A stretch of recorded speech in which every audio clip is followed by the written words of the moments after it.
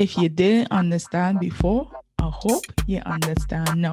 Because you're now listening to the We Talkin Podcast, brought to you by Island Girl Team. This podcast, we are literally talking about every and anything with your girl, Camila Gomes. So subscribe from wherever you get your podcast and get ready to talk.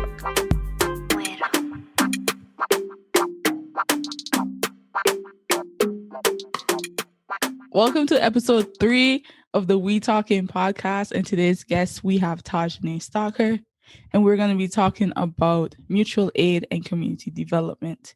Before we get into today's conversation, I would like to introduce Tajahnae first. So Tajahnae is a community organizer and a recent grad of Wichita State University.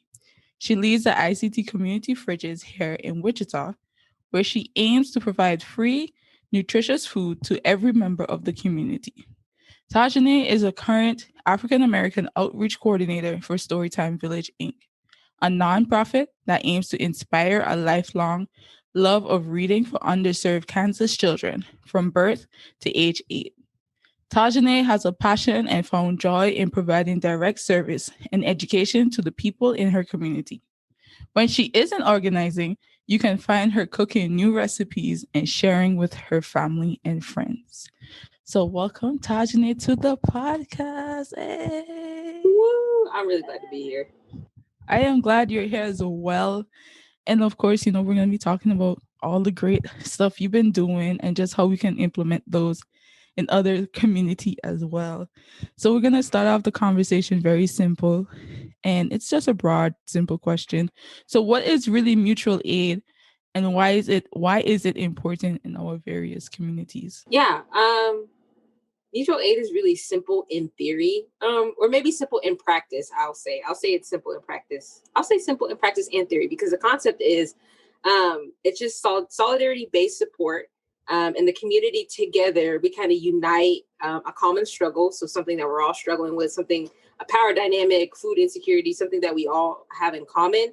And we unite for that singular thing or plural things, rather than leaving people to defend for themselves. And so instead of just acknowledging, people who live in food insecure areas are just going to have to deal with it. Instead, we kind of like bound together, solidarity type thing, and we all fight that common struggle together. So that way we never leave an individual to do it on their own. Basically, we work together to meet the needs of everyone in the community, which is really unique. And it's really different than charity. So when you think of charity, you think of a nonprofit or some sort of organization that kind of aims to do one singular thing, and then that's about it. All right, we're going to donate this, then we're going to move on. Instead, it's a collective thing that's always consistent. Not like a quid pro quo. Is that how that works? Like, I do something for you, you do something for me. It's we all mutually benefit from this one thing, so we're all mutually going to do it together.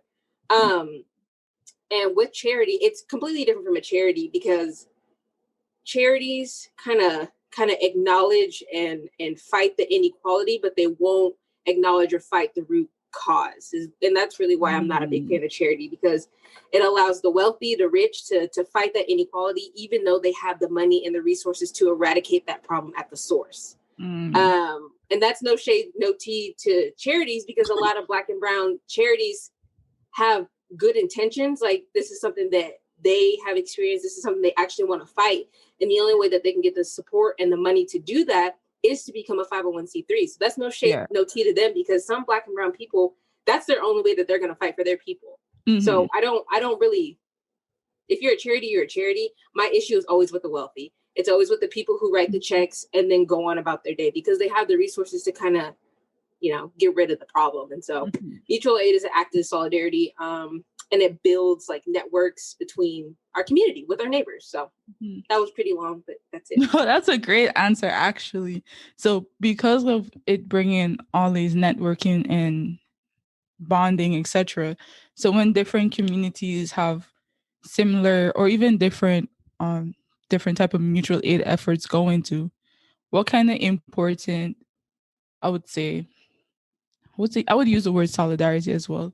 But what is that important connection that it creates to help build up these type of communities? What is the important connection? Yeah, basically. It kind of just reminds us that if no shade to no tea to the city of Wichita, but I got issues with this with a lot of things going on in Wichita. But it kind of reminds us that like if the city, the state, the national government isn't going to fight for us, we are going to fight for us. We got each other no matter what. Like, you know, people sitting on six figures trying to figure out if we deserve $1.50 in a Big Mac, you know, every single day. And so if they are not going to do the job that we elected them for, we're going to take matters into our own hands. And that's not saying like, oh, we're not going to run. We're not going to put these strong leaders in these political positions. That's not necessarily true, because I could still run if I wanted to. It's just, it's more direct. I don't have to wait 6 to 8 weeks for this check that they're debating about. I'm going to feed the people right now. And so that connection is kind of just reminding us that we're all in the same boat. Mm-hmm. We're all struggling in the same class. Mm-hmm. So we're either going to do something about it.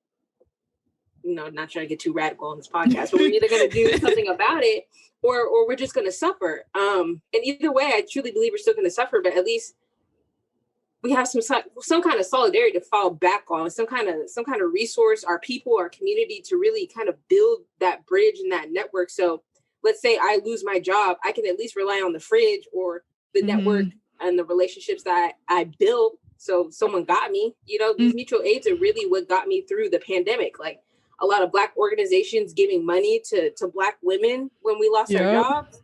Yep. That's what I've been surviving on. All these people sending us money, the food fridge, like that's really how we've been getting through the pandemic. Not these little checks that they decide to give us. It's really just been the people doing it, delivering the groceries, creating these programs, sending the money. Like if you don't recognize that mutual aid is powerful, I don't know where you've been the last year or so. Honestly and truly, completely honestly. And I know you mentioned the fridge. So once again, for those who don't know, if here in Wichita, we have the ICT community fridges. We now have 3 fridges. One just opened this week. Very excited about that one. And so my question is, where did you actually get the idea from originally? Yeah, so like I said before, or maybe I didn't say this, but I'm going to say it. Mutual aid has always existed. It's really existed in these Black, Brown, Indigenous communities, whether it's pooling your money together and giving it to someone in need, or you're delivering groceries to someone. Mutual aid has always existed. And so this idea, you know, I was scrolling on my little Twitter like I usually do. And I saw some people in New York like showcasing their fridge. I love New York so much. That's where the culture and the revolution really happens. But not in like New York City, Manhattan areas, but in these bodegas, these Black and brown spaces, like that's where the real work is, and that's where I want to be. But they were showcasing their fridge outside of a bodega, and I was like, y'all put a fridge outside? But why? Like, how does that work? And like I was scrolling and people were showing their fridges in Los Angeles. There's a fridge in Texas, Atlanta, Denver. They're everywhere. And I was like, y'all been doing this for like ever? Really? And so that day I was like, I'm going to bring that to Wichita. That's what we need. And so then I did it. Granted, I don't recommend doing it by yourself because it is a lot of work, and mutual aid needs to be community-based, solidarity-based. And here I am trying to do this in my living room. Hardest thing ever. But I was inspired by Black and brown people who were already doing it, who are already making these efforts to protect their community. And we have like mutual aid groups and groups that protect Black and brown people. But I just wanted something more direct because we have like 6 million food nonprofits here in Wichita, ICT Food Rescue. I know the YMCA does something with food, like food pantries here. We have the food bank. We have so many Band-Aids in the city. And yeah, I do contribute because I added another Band-Aid that doesn't solve the problem at its core. But with this fridge, it's more accessible because I'm not asking you for your ID. I'm not asking for your tax papers. I'm not asking for proof of address. And it's literally anonymous. Yeah. And so I'm trying to take the bureaucracy around trying to provide for our people. Like there's no reason why you need to have 6 forms of ID so you can get some bread. That doesn't make sense to me. You're making things inaccessible and you're making people jump through hoops when we already got to fight a pandemic. And we got to protest in Black Lives Matter. And we got to do this and we got to do that. People are already struggling. So why make the fight for food even harder? That doesn't make any sense to me. Yep. honestly agree with you. And I remember there was a lot of times, Wichita State, when you're doing volunteer opportunities, we partner with the food bank. And one year I was actually doing filing with them, and I was going through like the recommendations and everything that you have to do to get clear to get boxes. Yeah. And I was like, this is kind of ridiculous. Yeah. Like, it's way too much. And then your average college student might not even be able to apply to it. And there's so many of us in this community as well, just because of that one big university. And then there's like 2 other universities in the area as well. Yeah. And so we talk about having this fridge. So I personally know how great of an impact these fridges have had. But like, what has been the result of you doing this project, starting this project so far? I truly believe that people in the city acknowledge food insecurity and redlining and food deserts in the city. And so I come across a lot of people who are like, I'm glad someone's doing something about food insecurity. Well, there's a lot of people doing it, but no one's really hitting the root causes: racial inequality, wealth inequality, redlining, and things like that. And so I personally really want to like showcase those root causes that we have, kind of take the victim blaming out of it, because these people didn't like move into these areas. The city built redlining around them, so now they just existed in these areas. And so I'm really trying to get fridges in these areas that really deserve it. I'm really trying to get policies so dollar stores and Dollar Generals don't end up in this area in 6, 7, 2, and 4, because that's a lot of their food sources. So really just meeting people that acknowledge the issue, and trying to find sustainable ways to protect our Black, Indigenous, Brown communities. A lot of people have messaged me personally and telling me how easier it is to get food. Because again, like I'm trying to take mutual aid and food fridges, take the bureaucracy out of obtaining food. And there are people who live in their cars who utilize the fridge. And for some of these places to get food, you need a proof of address. Makes zero sense to me, but okay. Yeah. But people just saying how easy of an access it is, especially with the 24/7 fridge. Like once we put that up, it was cleared in 4 hours. Oh, wow. Yeah. So it's just more accessible, and that's really the things we need. And I know I say I want a grocery store, and obviously free food is better than like a Walmart, but just try to make the search for food more accessible. Like I know Trader Joe's has a history of not putting their stores in Black and brown spaces. You know, we got a little racism up in there, but that's what we need. We need the Trader Joe's and the Aldi's and the affordable, healthy options, and stop putting these Dollar Trees in our spaces. So that's a Trader Joe issue, and I got a big problem with Trader Joe's. Honestly, I went in the Trader Joe's once, and I never felt so uncomfortable in my life. I was like, okay, it's like, yeah, like someone used to work with, they were always talking about Trader Joe's. So I'm like, okay, I know it's like a little cheaper than me going Walmart and stocking up, so I'm gonna go check out Trader Joe's. And then I realized I was on Bradley Fair, and I was like, I do not belong here. I had on a hoodie. On my head. I was like, no. Yeah. I was like, this is too much. And I was just walking in, and the only other Black person in Trader Joe's was an employee. And I was just like, okay. And it's not that Trader Joe, it's not like we don't belong in these spaces. We very much so deserve an Aldi and a Trader Joe's. It's just like they keep putting them in the Bradley Fairs and the New Market Squares and these predominantly white spaces when we really need one 21st and Grove. Yep. We need one by Wichita State. Like, definitely. We deserve good things. We deserve affordable food. We deserve, I was going to say Whole Foods, but I got an issue with Whole Foods too. We deserve these affordable spots, and stop giving us these dollar stores and liquor stores and convenience stores for us to get our meals. Like, it's the racism for me. Like, it's so obvious in our face. Like, you never, if you're listening to this podcast, you've never questioned why there's not a Trader Joe's 21st and Grove or Payette or 6, 7, 2, and 4. If you lived your whole 30-something, 20-something life, and you never questioned why low-income stores aren't in low-income spaces, I don't know what to tell you. Good for you. Like, you've been living a good life if you've never noticed that. Good for you. Honestly and truly, I noticed that my first 3 weeks at Wichita State. I'm like, and that's always something that's really crazy when you think about like redlining and just the history in this country, and of course probably many other white countries as well. You just think about building these spaces and you're so dedicated to the cause that you're not even putting in work. Wichita State is literally, they might kick me off of my position, but Wichita State is literally gentrifying the neighborhood. And there's no grocery store. Like, they have the audacity to kick people out, take down these low income apartments, build up an Aspen, no shade, no to the Aspen, but y'all know what you're doing in that area. Build up a 17th Street apartment, no shade, no tea, but you know what you're doing, and have the audacity to build some kind of shocker coalition to address food insecurity when you're taking the land and invading them and raising the property taxes. That makes zero sense to me.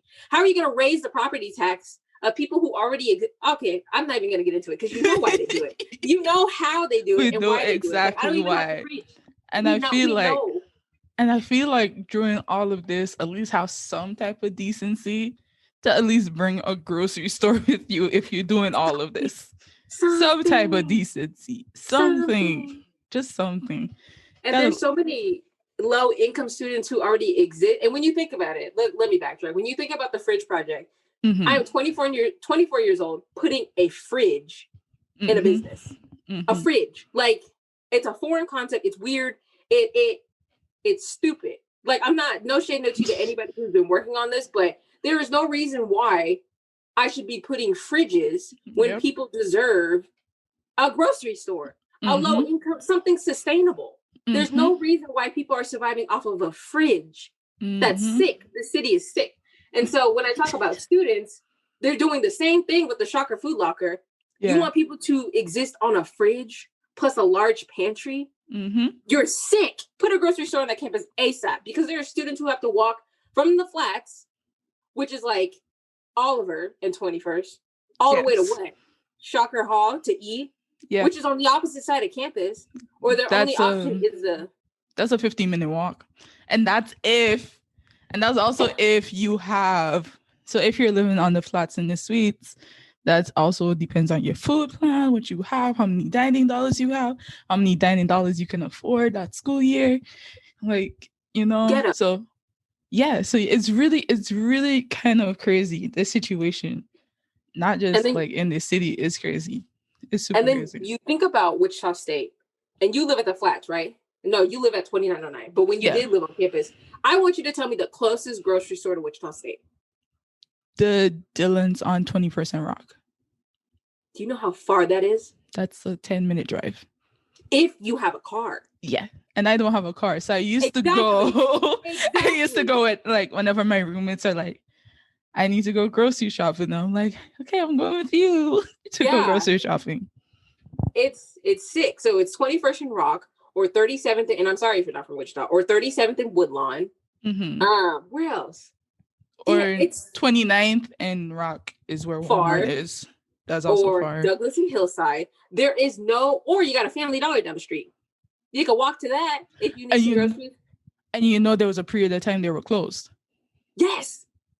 So you either walk hella far in the snow to go to Shocker Dining if you have the meal plan or the Shocker dollars to do it, or you go to Fuzzy's if you have the money to do it, or you catch a ride to go to these 10-15 minute drives if you have a car. If not, I think one of the buses takes you to one of the farthest Walmarts. No, they don't. No, because the buses don't. If you're getting on the transit to reach to the Walmart that's on Rock, you have to take the shuttle that's going up on 21st. And then get off at 21st. So it just makes sense to go to Dillon's if you come off of that one on 21st, and then catch then you catch the Rock Road transit. Do you know how? Oh my gosh! So so from where I live right now, the only transit I have availability to is the Metroplex one that goes from the Metroplex to campus, around and back, or the one that goes WSU South. That's all I have access to when it comes to like dealing with the transit. Like one day I was like, I can't afford a lift to go to Walmart. So I was like, maybe I'll take the transit, but since it's free for students, there's like zero route from where I live. at the end of 29th Street. Walmart is up 29th Street, and there's no transportation between where we live to Walmart. So I think that's also a major issue, just a lack of city development and planning in this area. And I'm just like, it's crazy. And I know we're talking about this very much in a Wichita sense, but we've been here. We're stressed out about Wichita. But literally back home have literally the same issue. City planning, unnecessary. Price of food, ridiculous. And just the need of getting food in certain communities and being able, we have the I think the only difference we have is that we have so many smaller Chinese shops, grocery stores that like pretty small per se, that most of them carry fresh produce, but sometimes it's not the best fresh produce that you could get as well. But that's like, I would say that's only the plus we have, and then it also really depends where you live as well. But all our main supermarkets are in the big areas. You have to go there, or transportation is not the most reliable either. Yeah. So it's very expensive. Food is really expensive. Like anytime my mom goes grocery shopping and like I'm with her and I just look at the bill and I'm just like, can I live here? Like I really can't. I just like, this is way too much money. And it's like, she's shopping for a household. Well, it's not 5 anymore, but a household of 4. And I have growing brothers. They're almost 18. So, the food is not going to last as long as you typically kind of expect it to. Just because you need to eat consistently, especially at that age and you're growing. So, yeah, food insecurity is kind of like super crazy, super problem everywhere. And it's, you just like, you try to figure out why, but then when you understand history and why everything is just the way it is, then okay, makes sense. Duh. And then, but like, so now we have this problem, and while we know the solution is government and government having to get their life together, but we know, especially if you live in the US, that's a stretch. Living back home in St. Martin, a possibility, just depending who's really feeling it. Like I could feel like I could convince some people, some depends, it really depending on the type of society you live in. Because ironically, the word socialism, the idea of socialism, is not only a fear-mongering thing in this country, it's a fear-mongering thing everywhere. Oh my gosh. And I've literally heard stories of like leaders, Caribbean leaders in like the 70s and 80s. They got locked up, or they never got voted in, or they got kicked out of politics just because of these ideas, just because capitalism is such a prevalent thing, especially in the Western world. So with that being said, and we have to do the bandage, how would you advise someone who wants to start a fridge in their various communities? I don't include my government. I'm not going to ask city council, hey, can I put a fridge here? I'm going to ask the business at least. But I don't involve them. This is a community thing. It's our thing. And so if anything, I ask the community leaders of that space or just the business owners, So I don't ask permission. Like, is it okay? Do I need a permit? I kind of just do it. That way I avoid the long conversations, the what ifs, because, people, when to some people, this would be a big liability. And when you think of liability, they'll think of, okay, well, how much is this going to cost me? So instead of just that, I just do it, because the people who benefit the most from it are not these people sitting on big monies or have this power. It's the little people. It's us who benefit from it. And so I'm going to be asking permission to enter their space. I'm going to be asking them permission. Do they have the capacity to do this with me? And for the most part, the city, not the city, but the community is really messing with it. Like, they love it. And I feel like I'm to the point where, like, if the city came down and they were like, you need to remove this, I think people would be pissed.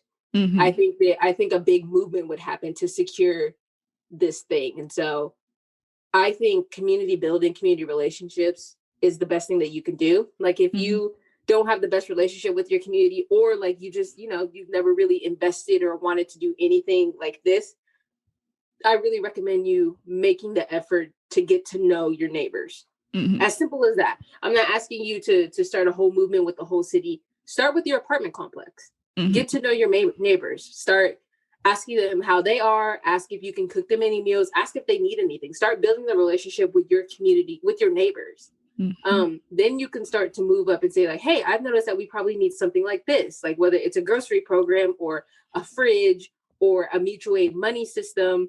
And you've built the relationships enough for them to trust you, and you have that communal feel, and you can just do it.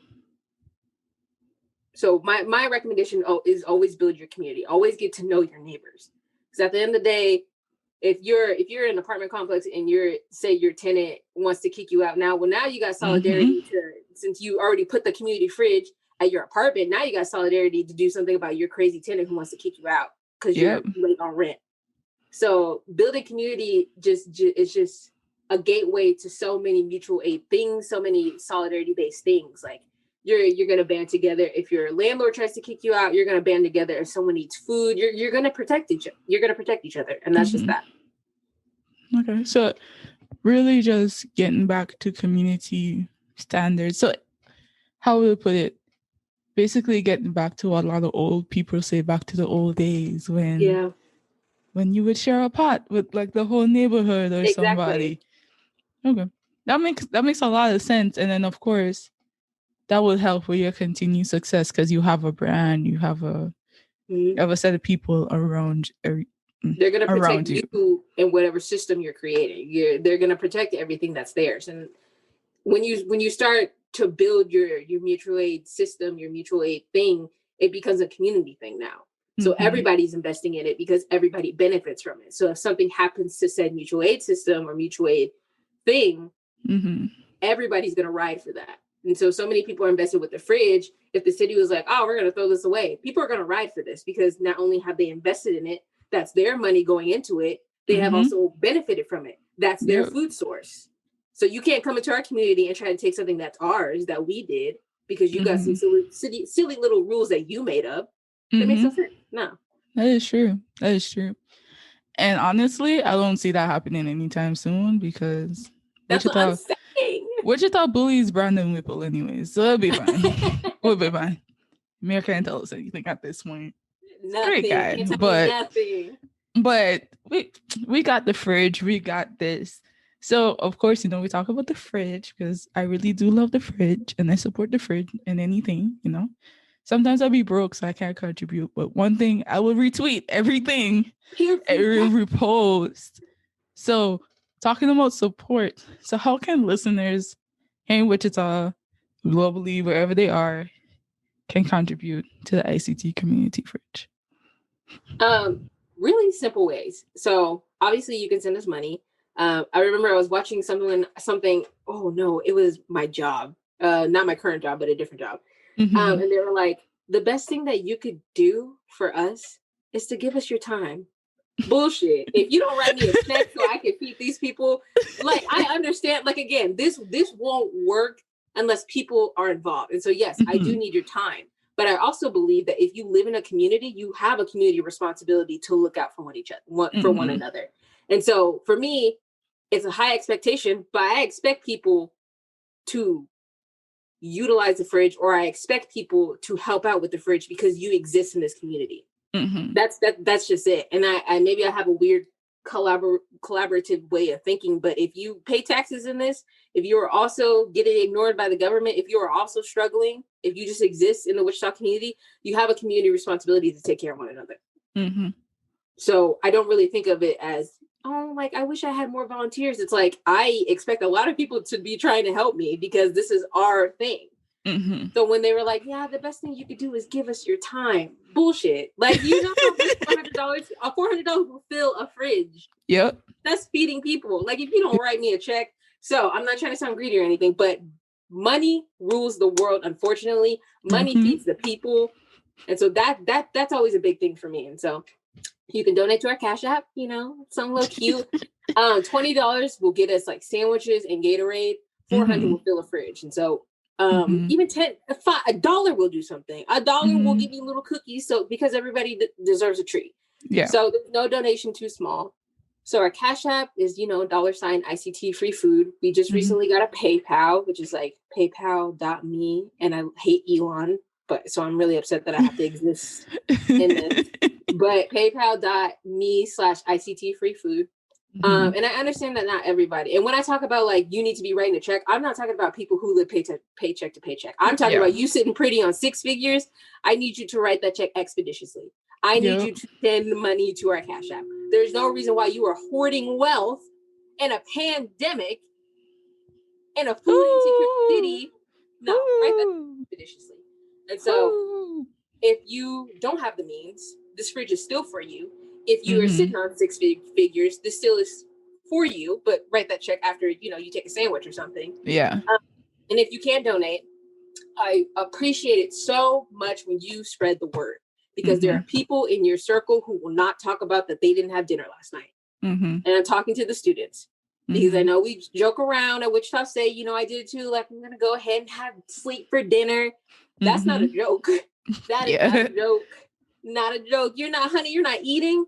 That's an issue. And so retweeting, you are helping someone in your circle who didn't have dinner last night or who can't afford groceries right now from Dillon's or Walmart.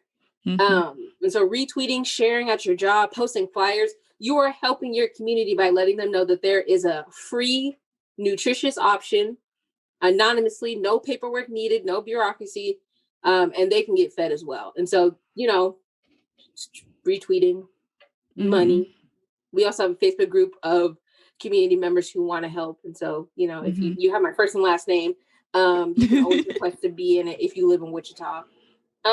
Just to preface, this is anti-racism, anti-imperialism, anti-capitalism. And so please don't try to join this if you think like this is not an anti-racist movement.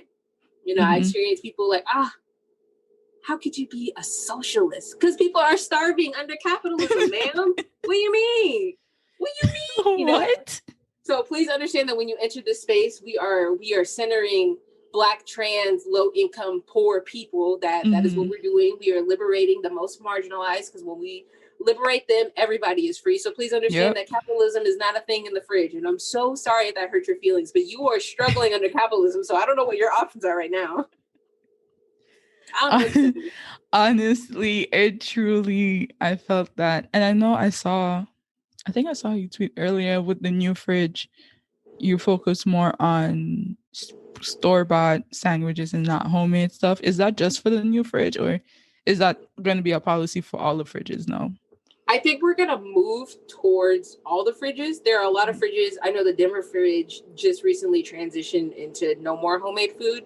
And I think it just makes it easier if it's all across the board, because at first I was going to say just the Knox fridge because it's 24/7. And let me preface this by saying the community fridge is rooted in empathy and trust. There is no policing. I know a lot of people have policing mindsets like, oh, what if someone comes in and takes everything? Well, that's none of my business. I don't care. Yeah. That's none of my business. There's no policing of the fridge. And so it's rooted in trust. I trust that people are going to donate. I trust that people are going to be kind and take what they need, even if what they need is a whole thing. I trust my community that they're not going to unplug it or knock it down. So there's no cameras. There's nothing watching it. And so me making the decision to just move to sealed store-bought food isn't because I think that someone is going to come in and poison a sandwich. I understand the people's hesitation to it. So I understand, especially when like I'm trying, if the first thing a business says to me when they want the fridge, if they bring up liability, I know that this is probably not the best space for me, because they're going to be focused on the risk and the loss and things like that, and not really focus on doing their part as a community member. But I do want to expand to a few more. And so I understand the hesitation of people taking, or the idea of people taking food from other people, which is really sad, because I've had soup from the fridge. I've had sandwiches from the fridge. Like, y'all be really cooking in the city. But I understand the hesitation of people, not especially during COVID. It's trust, and I'm trusting that you are doing it the most safe and way as you can, because you understand that this is a pandemic and you understand that it affects Black and brown people more. And so it's me trusting them, but again, taking precaution during COVID-19 and just easing the minds of people, because I understand the hesitation. I do. I don't really think you're going to pick up an arsenic sandwich, but you know, if it makes if it makes the community comfortable, we're just going to transition into sealed store-bought food. Again, I trust my community. Them sandwiches and the soup was great, but we're just going to transition into something to at least ease the mind of our community as we expand, especially during COVID-19. That makes sense. That makes a lot of sense. Just to make sure everyone feels comfortable, feels good. And so we're almost at the end of our conversation. Boo. I know, right? There's so much. I feel like we could sit down and talk about this for like hours, like straight hours, and just rant about everything that's wrong with the world. But then people might be like, they're annoying now.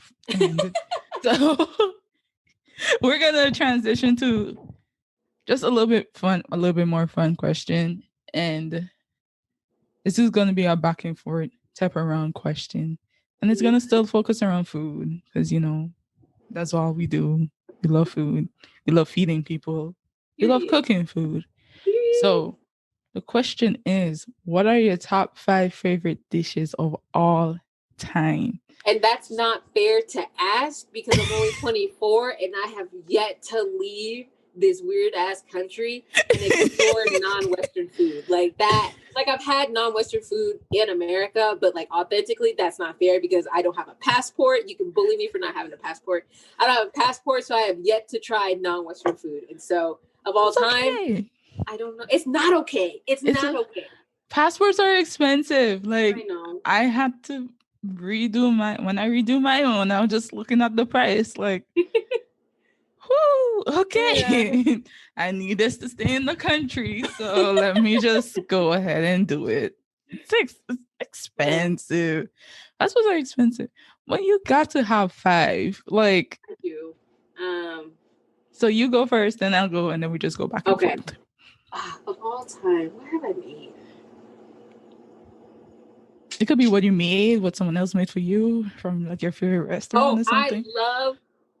I love Mediterranean food. Mediterranean food is really good. Yeah, I love it. I want to try. I think someone suggested 2 olives out here, but I don't know. Mediterranean, like. I have beef with 2 olives. Okay. Never mind. Not gonna go. Done. Over. So I ordered. The food is good. The proportions is ridiculous. That's all. Yeah. Yeah. So I get that. Yeah. I love a good shawarma. Shawarma is just great. Chef kiss. Shawarma is perfect. Wonderful. Don't change anything about it. I love a shawarma. For me, top 5. My own is going to be so West Indian based, and you're going to be very confused on everything that I'm saying. But my top 1 is literally my favorite dish ever, but I can't eat the full dish anymore. So my favorite combination dish is actually dokana and saltfish. So I'm going to explain you what's dokana. So dokana is white sweet potato. I don't know if you know, like, the white sweet potato, like, is a lot in. Okay, cool. So there's a white sweet potato. It's not orange. I'm not a big fan of the orange one, if I'm being completely honest. But it's a white sweet potato, coconut, and you just grate it and you mix it with water, sugar, salt, pepper. I think my grandmother adds like nutmeg and cinnamon if she's feeling fancy. I think she adds raisins sometimes, but it depends on her mood. And then traditionally, you scoop it up in a banana leaf and you wrap it like how they wrap tamales, basically. So like it's like the similar like cooking style, but banana leaves are now very scarce. So we just wrap it in wax paper and then foil paper, and then you boil it, and then you get this nice little cute packet, and it's really delicious. And then saltfish is basically heavily salted cod, and you just soak it a little bit, and then you cook it with vegetables and stuff. People cook it differently, depends on your culture, where you're from, etc. And I can't eat it anymore because I developed a fish allergy in 2018. So 2018 was the last time I had fish, and it makes me sad at night. But that is my that's my number one that's my number one dish of all time. Okay. I still eat dokana because I could eat it, but Mhm. the pairing with the saltfish just makes it even better, and I can't have it. But yeah, That makes so me so your sad. turn. I'm gonna preface. I love a rice-based dish, and it makes me very sad that no, it doesn't make me sad because I love the Black American culture. It's just not a lot of rice, you know. Oh yeah. But when you look Mhm. at countries in Africa, Nigeria, Ghana, those are rice-based dishes, and Yeah. I will eat that for the rest of my life. But here in America, it's not a lot of rice. And then it makes me sad. It does make me sad, unless like you're Louisiana Creole based. But other than Mhm. that, I love a good rice, and so I think most of my dishes are going to be rice based. But I love lomo saltado, which is like it's a Peruvian dish, and it's like a seasoned steak with Ooh. rice. But it's not like an American steak. It's just it has like the I don't know. It has like a certain what is it? Juice. I don't know. It's soaked in this juice, and it's really tender. And then it's the rice, and you pair it with like potatoes. But there's a Peruvian Ooh. place here in Wichita. It's called Gabby's Peruvian Catering, and I get a side of yuca. And yuca is just a different Ooh. potato, and I love yuca. So Yuca is much. really good. Yuca is really Mhm. good. It's really good. I've had it before. It's really, really good. Um, my West Indian card might be taken away. I'm not the biggest rice fan. Oh, I've just eaten so much rice in my life that I'll eat it. Like if you cook rice, like I'll eat it. But I'm not going on my way to be like, I feel like eating rice today. Like it's not. They're gonna take away my West Indian card just because I said that. Because we eat a lot of rice as well. Like literally just big bowls of rice. Okay, my second one. What would my second one be? I think I would just go with so it would be barbecue, but not American style barbecue. It would yes, be get out of this country. no. I actually do like barbecue up here, but I like barbecue from home and like neighboring islands too. So I know like especially the Midwest and the South, barbecue is mostly low and slow. I want it's hot and fast, basically. And we do it on open grills, etc. And it's basically technical street food all the time. You could get it every weekend. Most of the times. My family actually has a place every Friday and Saturday. I can get either ribs or chicken or satay, barbecue ribs, chicken and satay. And then it depends on if it's on a Friday night, I'll get it with some Johnny cakes. Other people call it bakes. It's Johnny cakes. Don't call it bakes ever in life. It's Johnny cakes. We get it with fried Johnny cake and some ribs, and then some satay sauce, which is usually a peanut butter based sauce per se. That's like my Friday night treat. Love that. And then on Saturdays, I'll probably get ribs again. I don't know. I just really like ribs, which is not good. Pork. So much pork is not good for you. But anyways, I would get like the same ribs, but then it will come with like a box food meal. You get potato salad, green salad, whole bunch of rice, this pasta called bami, which is actually Indonesian, but colonization. And the Dutch brought it over to us basically. So we eat a lot of that as well. And you just have that on a plate and it's like $10, $10 every weekend. It's so great. I want to go there. I have That's cool. that's a good plate. That's I think so. Yeah, barbecue from home for sure. I love the city of New York because of just the different cultures, and that was the first time I had like Jamaican food or food from Jamaica, and it was authentic. Like they were kind of mean to me, which is fine. What that means the food was great. Cuss me out. Please cuss me out. I had oxtail out there. I had rice and peas. Sugar bread, I think that's what I had out there. Some kind of bread. It was kind of sweet. I don't know. I don't know. I had like a lot of meat out there. That was the best. Rice, you know, I had to give me like 2 plates of rice, and then it was so authentic. Like, okay, like you get a can of Coke, a can. Like you don't got cups with your name on it. Okay, say less, I'll do it. It was so. I went to a Dominican restaurant out there too, and I was like, dang, y'all really like messing with the cans out here. Like no bottle thing. But that was the best oxtail I ever had, and it was so sad because they didn't have a whole lot either. Like they're always out. They're always out of oxtail. Always out. And then I came back to Wichita, and I had Jamaican food out here, and it's also an authentic place. I think their family is from Jamaica, but nothing hit like that. Like going to New York, nothing hit. And that's no shade, no tea out here because that was a Jamaican family. I think that's who run it, but that New York, like, cuss me out. Like, I don't even know customer service, no branding, like a hole in a wall, like you wouldn't even know it was a restaurant. No, all shade, all tea. I am not a fan of the Jamaican restaurant here. That does bring me number 3. Number 3 is oxtail. I really do love oxtail. I really, really do. I try to make it myself. I like it, but it just doesn't hit the same as somebody else making it for me. So I really love oxtail. It's just that and a side of like fried plantain. That's what I had too. But one thing though, this is something we need to address. So everyone in the West Indian community, sit down. We need to address this. I'm scared.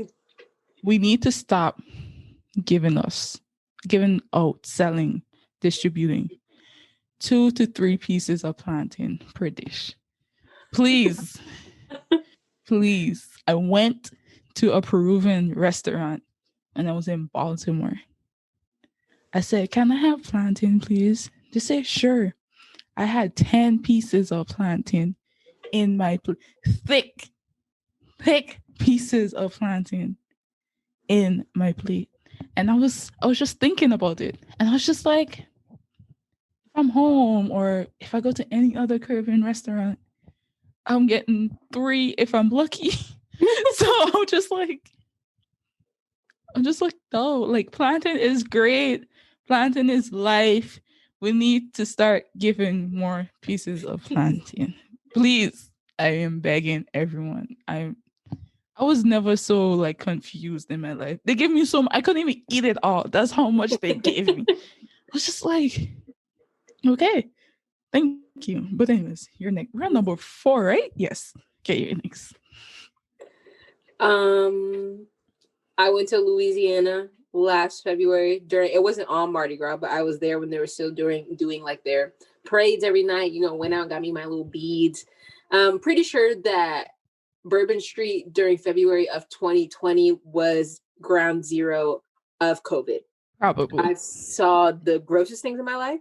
I've also had the best food in my life. I love a good crawfish boil or a crab boil. I didn't even have crawfish when I was down there. That's what made me sad. I had a crab boil. So I try to recreate it here, and I think I do okay. I will never be Louisiana, but I love andouille sausage. I love crab legs, the corn, the potatoes, the shrimp, all bundled up, sitting in its juices, and then you open it, and it's just like, mwah. I love Creole food. I hate Kansas so much because we are landlocked and I will never get fresh food like I would. But Louisiana has a special place in my heart, and I will definitely go back after COVID. I definitely have to go to Louisiana. I personally don't think I've actually had authentic Creole food, which kind of makes me sad thinking about it. Because I'm just like, I actually love Louisiana. I love seeing their food. Because of their heavy like French colonial influences. Shout out to colonizers. They just do everything wrong. they just be doing stuff, I guess. And so like some of this stuff, like the culture practice and stuff, relates so much to a lot of like, especially French Caribbean cultural practices and stuff. And I grew up around a lot of French Caribbean things as well. So sometimes I'd be like, oh my gosh, relatable, Louisiana, you guys do stuff. We get hurricanes too. Like we're all in this together as one. But, yeah, and I love their accent. So I just need their food at this point. Like, I know I just need to go there. I know their culture. I know mannerisms, etc. I know their music. I know the celebrities over there. Know their accent. I just need to actually reach to Louisiana. And I think I don't need to go to any other state in this country ever again after I reach Louisiana. I'll be fine. I'll be completely fine. 4 for me, a scallop potato. That is, I wouldn't say it's my signature dish now, but that was my signature dish. Like when I started cooking and everything, that was my first mean dish I made for like Christmas dinner and stuff. Like I love me scallop potato, which is problematic because I'm lactose intolerant. So, so I like scallop potato or macaroni pie, things with a lot of cheese. Lactose intolerant. It's great. It's not gonna stop me. So nope. Someone's gonna give up. It's either me or my body, and whatever happens first, because I'm not stopping. That's really sick. That's really sick of me. That's awful. I need to take care of myself. My final dish, makes me so sad that I have to lock down 5 because there's so much good food. But I love mussels. And that's another reason why I hate Kansas, because I have to get my mussels in a frozen bag and it makes me upset. But the first time I had mussels was in New York, fresh, mwah. It was Flex mussels, and I had it in like a tomato like soup type thing. Scoop it up, so good. And then we recently went to Bonefish, and their mussels were also good. It was in like a lemon wine type thing. It was nice, sweet. It was good. Made me forget that we are landlocked because it was that good. Please don't buy your mussels in a frozen bag. Please don't. If you got to drive to New York or Texas to get some mussels, please do that because it was okay. But I love a good mussel. I love a good mussel. Hate oysters. It also came with oysters. Don't like oysters because you have to swallow. You don't chew it. You have to swallow it. And I will choke. That's kind of weird in a sense because we have so much oyster soup and I've never just swallowed the oyster. Maybe that's a white thing. Has to be a white thing. Like, don't chew it. You just take it back. And I was like, it's a pretty big piece of meat. And I tried to chew it and it was super like, I spit it out my napkin. And it was a fine dining restaurant too. And you're not supposed to, no, I spit that in my napkin. And I said, no, that absolutely not. But those mussels, I'll eat a mussel. I love mussels. Mussels are really good. I think for my last one, I'll stick with the seafood part. And I will go with conch soup. Just, my uncle, hi Uncle Keith. My uncle literally makes the best conch soup ever. And it's just like delicious. And you can only get it at a certain time of year because there's specific seasons for conch. And like such a pretty shell in the sea and such a great tasting sea animal it is. It's so good. And he makes it with these tiny round dumplings in it, like super that sounds so fire. And you get a piece of conch and you got a dumpling and you just that sounds so fire. Eat it up. It's great. I haven't had it in a while though, but I love conch soup. Well, now I will lament on all the food I can't eat. The only thing I mentioned that I can eat is probably if I find plantain at Dylan's and then leave it get ripe. And then I have to fry it myself. Well, with that, this was episode 3 with Tajahnae Stalker. Woo, woo, woo. Thank you so much for joining me. I'm so glad we had this conversation. It was fun. I had a great time. And I hope for those who are listening, enjoy this conversation as well. And I will put all of Tajahnae information and the ICT community for information in the description. So thank you once again for listening to the We Talkin Podcast. And I'll see you next time. Bye.